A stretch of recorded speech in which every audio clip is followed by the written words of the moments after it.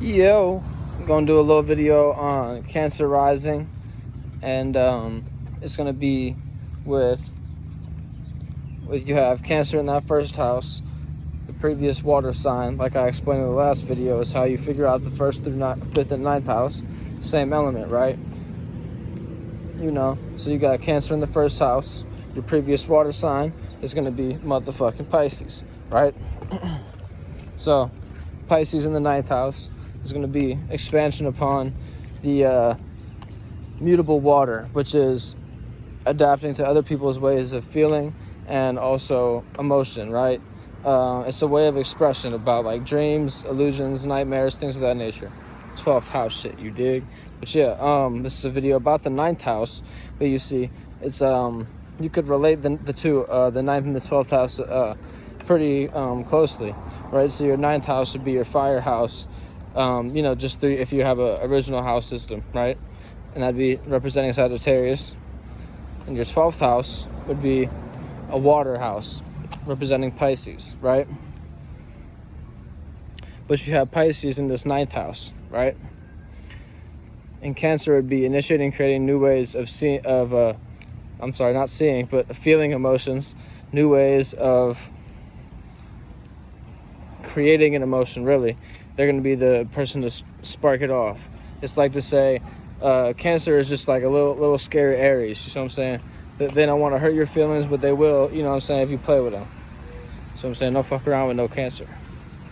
But yeah, this is a video about Pisces in the ninth house, like I say. So it's going to be an expansion upon one's way of feeling about the collective, right? So it's like to say this 11th and 12th house are both going to be associative natures, right? So it's like the water is mutable in this circumstance. So to say,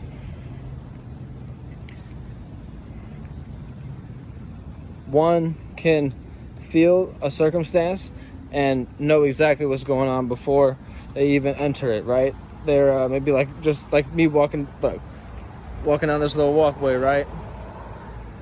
I may already know what's gonna happen if I turn left and if I turn right. If I'm a motherfucking Cancer ascendant, you know what I'm saying? Motherfuckers is psychic. But yeah, it's due to that Piscean nature in that ninth house as well, because they already experienced some shit that they already felt this way before. It's like, oh shit, I know this feeling. Boom, I already know what's gonna happen. But yeah,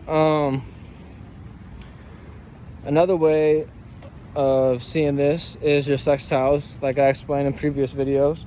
But yeah, it's going to be your 7th, which would be Capricorn, initiating cardinal Earth, initiating, creating new ways of creating logic and practicality in the circumstance, which would the 7th house be relationship, right? 11th house would then be, if you're talking about Cancer rising, you then have that, right? Pisces, 9th house, then you just count 2 more houses, right? You have the Aries, 10th house, then you'd have a Taurus, 11th house, right? It was Taurus, 11th house. You'd be associating your ways of being fixed Earth, so practical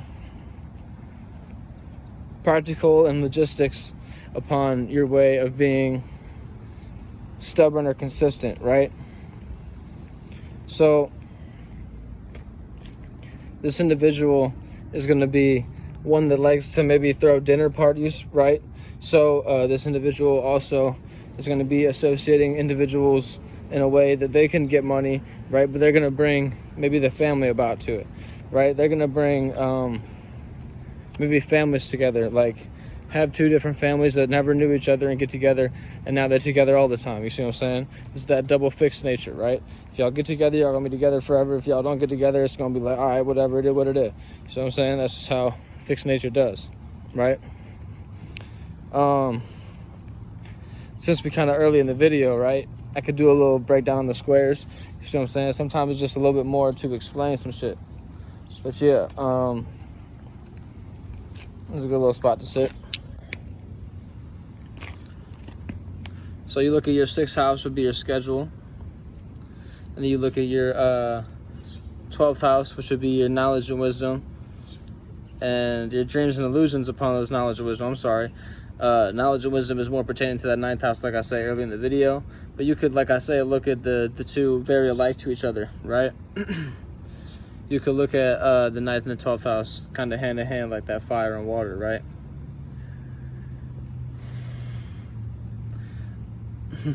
You know, just kind of a mouthful, you know, just kind of decompressing and being able to sit down real fast. I guess I was trying to walk and talk, you see what I'm saying? I guess I'm not too good at that, but I'm gonna work at it, you see what I'm saying? I'm gonna get good at that. But yeah,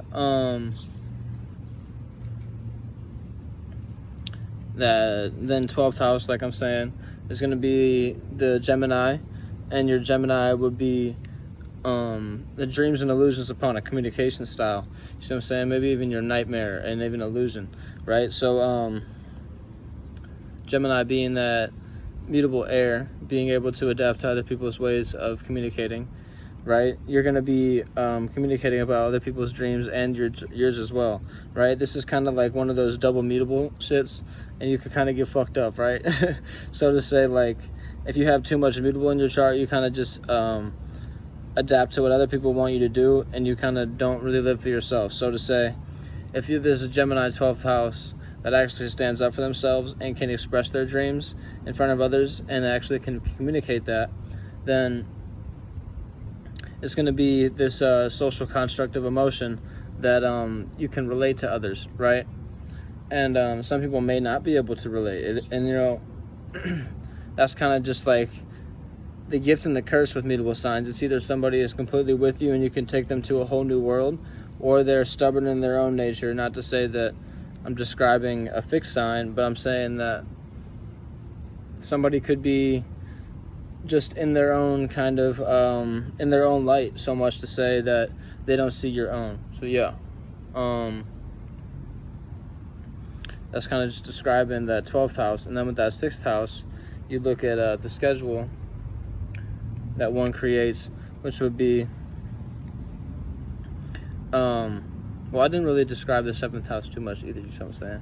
But yeah, you know, I think y'all get it, you know what I'm saying? Because Cardinal is going to be the heart, Cardinal water going to be the heart, and Cardinal earth going to be the shins. I mean the kneecaps, I mean to say, not the shins. The shins is the 11th house. The 10th house would be your kneecaps, you see what I'm saying? No cap. But yeah,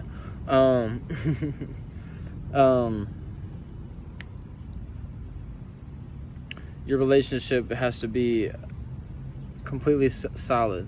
So every time you initiate and create a new way of practicality upon, oh, is this what's happening? Like I drew this conclusion. Is this what's happening in our relationship? Is this how our relationship is? This, that, and the third. You know, you kind of got to reassure a Cancer ascendant. So let's describe that 7th house real fast. But yeah, back to that 6th house, like I was finishing up with. That schedule is going to be Sagittarian, right? So it's going to be a mutable fire sign. Being able to adapt to other people's ways. Got that little scrunch face, you know what I'm saying? But yeah, being able to adapt to other people's ways of creating a schedule and also seeing the details of one's day. Like to say, you have this knowledge and wisdom upon, if I do this in my schedule, then this is going to happen.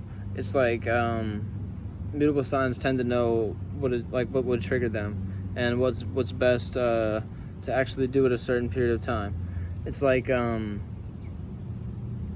mutable signs kind of tap into this otherworldly nature that they're already in, and if you are open to it, they can bring you to it as well. But yeah, that's all I really want to break down for this little Cancer ascendant video with Pisces in that 9th house. But yeah, holla back at me.